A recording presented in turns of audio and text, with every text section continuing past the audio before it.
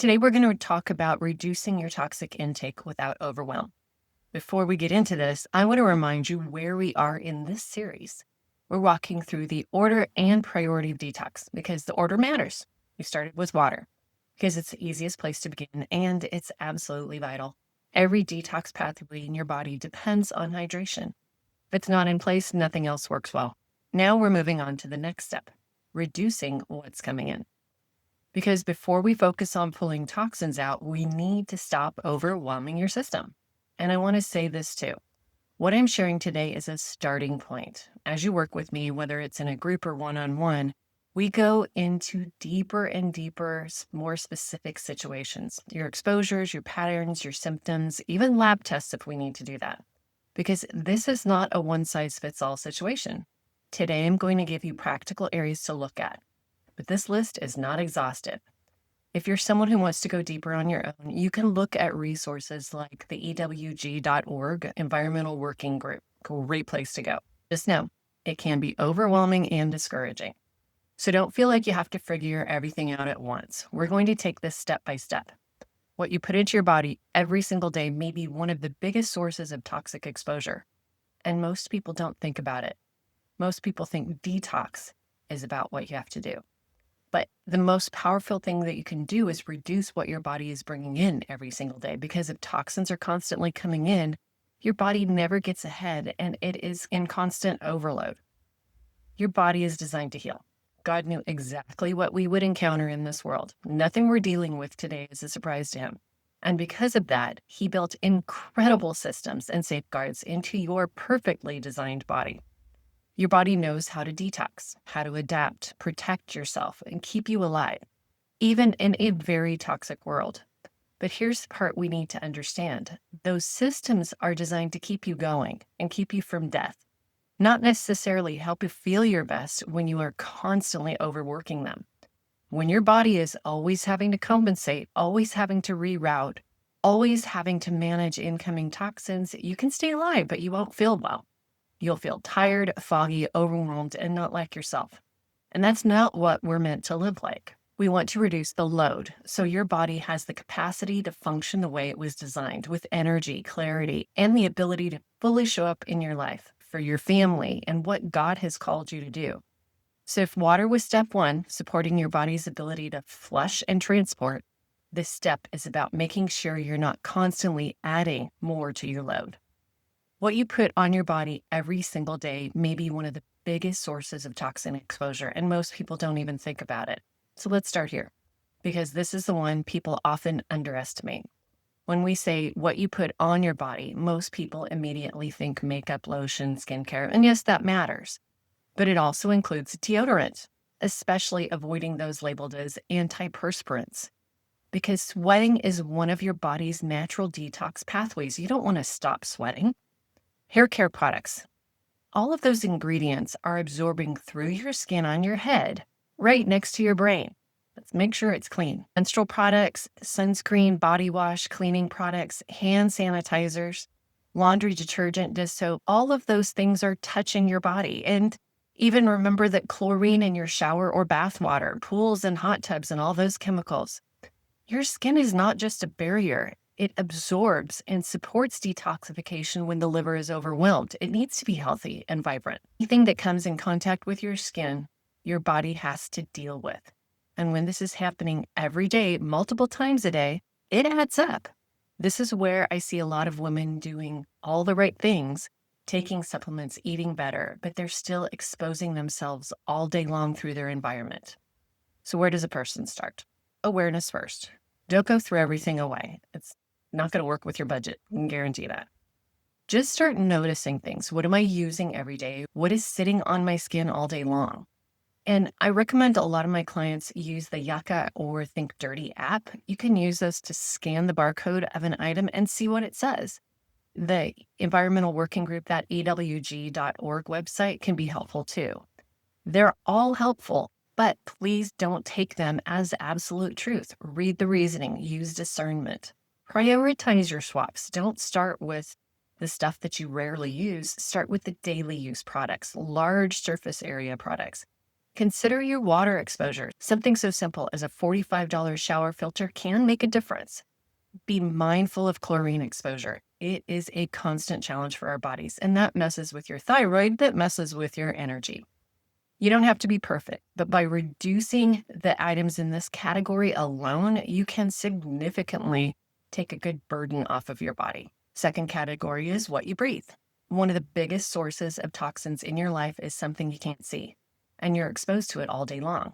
This is one people rarely think about, but it is constant. You are breathing all day long, and those particles impact your health. So common questionable exposures can include candles, air fresheners, perfumes, cleaning sprays, laundry scents. And here's something important. A product can say contains essential oils on a label, but when you actually read the label, it's often a very small portion of what's in it. The rest is synthetic fragrance or other chemicals. Some of the less obvious breathing exposures are mold, poor air quality or pollution days, smoke or vapor from things being burned, steam or emissions from manufacturing plants. So this is a funny thing, but after college, I lived across the street from a Nabisco plant. We knew every time they burned the cookies, the scent wasn't the thing you were concerned about, but it was unpleasant. But all of those off gases from manufacturing can be very nasty. So be aware of that. The question really becomes, how clean is what you're breathing?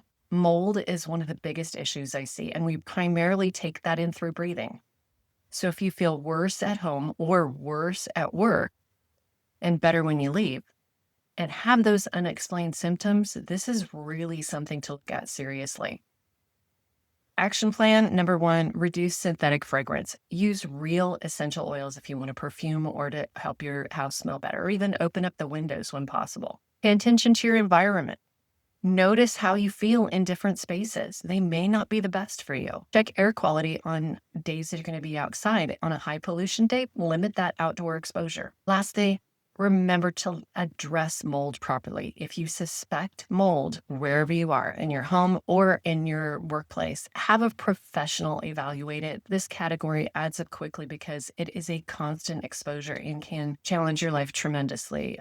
I really believe that when my husband got sick 6 months after we got married, almost 31 years ago, the major problem was mold and nobody talked about it back then. All right, category number 3, what you eat and drink. What you eat matters, but how your body handles toxins in your food matters just as much. This is a big one. And I want to shift how you think about it. We are all aware of the obvious junk food things like cake, but some types of foods carry more toxins than others. Fat in the body binds toxins. It sequesters them in nooks and crannies all over, but it's not necessarily going to keep toxins out of those vital organs because certain toxins like mercury can still affect the brain, the nervous system, the lymphatics, and the reproductive organs. But fat does help buffer and limit the impact of toxins on your body's function, which means the more toxins coming in, the more your body has to store and manage. Toxins bind easily to fats and oils. So here's a tip. This is something to pay attention to. This is why oils or fats in plastic containers are a big problem. Really big no-no for me. Plastic plus heat is a problem because that food will absorb that plastic. Even putting hot food in a plastic container creates that plastic exposure. And plastics mess with your hormone production. Acidic foods in plastic or aluminum even start leaching the plastic or aluminum into the food. So don't heat food in aluminum or plastic. Stop cooking potatoes in aluminum foil. Common sources of food toxins are processed foods, packaged foods, herbicides, pesticides, and fungicides on and in particular foods like long-term stored items like grains, beans, and rice. And I've seen many clients experience significant changes just by removing grains, beans, and rice from their diet. There are just many more toxins in them, even if they're labeled organic. We can discuss this at another time, or you can look it up on the Environmental Working Group website.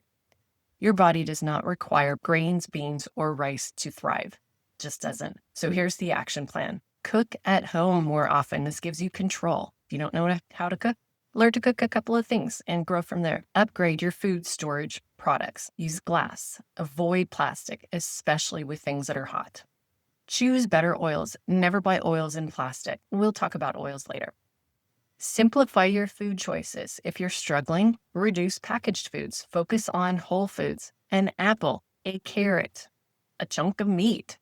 Always look for organic. It's the best way to go. Even if it may not fully be organic, at least they're giving it a shot. That's how I look at it. The food aspect is one of the most impactful and rewarding categories of toxin exposure removal. You might see some big changes with that. All right, next one, category 4, hidden sources. Some of the most dangerous toxic exposure aren't obvious, and they're often the ones keeping you stuck. These are the ones people don't typically think about. Cookware, your cutting board, household materials for construction or new products in your home, environmental exposures outside, and heavy metals.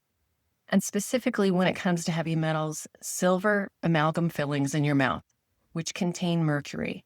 They mess with your body in so many different ways, but I have some other videos on YouTube if you want to check that out. If you started feeling unwell after buying a new couch, getting a new mattress, bringing some new furniture in your home, or doing some home renovations, or even having a dental cleaning, toxins could be the trigger. Sometimes removing that item, even temporarily, can tell you a lot. So here's your action plan on the unknown exposures. Start noticing patterns. Don't try to fix everything at once. Just make gradual changes and pay attention to how your body is communicating. Your body's responding and telling you things. Final category, number 5, stress. Yes, stress can be very toxic. Now, we all live with stress, and some stress is good, some stress is more challenging to your body, and you can do everything right physically, but if your body is stuck in stress mode, it will struggle to heal. I wanted to separate this out intentionally because stress creates a toxic environment inside your body, not just your mind and your emotions. And I'll be honest with you, this is one I continue to work on personally. I have all kinds of tools from research. What does stress do? It affects your hormones, it impacts your digestion, drains your energy, slows detox pathways, keeps you from sleeping well. Even if everything else is perfect, if your body is constantly in stress mode, it will struggle to heal. So what's the action plan here? Start simple. One tool I use and teach is wellness at your fingertips.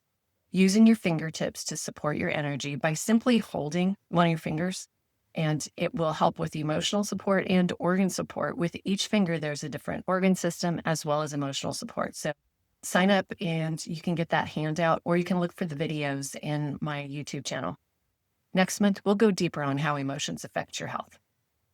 Let's bring this to the bigger picture of what we're doing here. We started this series with water because your body needs that foundation to move anything in or out.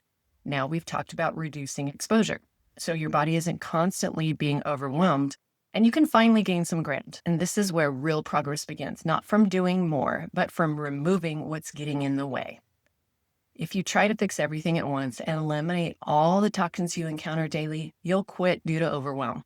That's the emotional part. So let's make this simple. Pick one category, one thing even.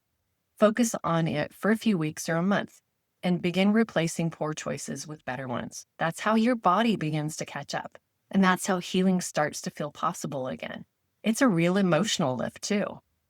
In the next part of this series, we'll start talking about how to open up the pathways of elimination so your body can actually begin clearing what's already there. If you want to understand what your body is currently dealing with, my root cause landscape blood panel gives you a good starting point. It shows toxin load, stress and infection patterns, energy production, and nutrient utilization. You can order it for $99. Link is below, or you can check out my bio. Your body is designed to heal. When we remove the blocks and give it what it needs, it will thrive. And you will be enjoying life and fulfilling your God-given purposes with joy.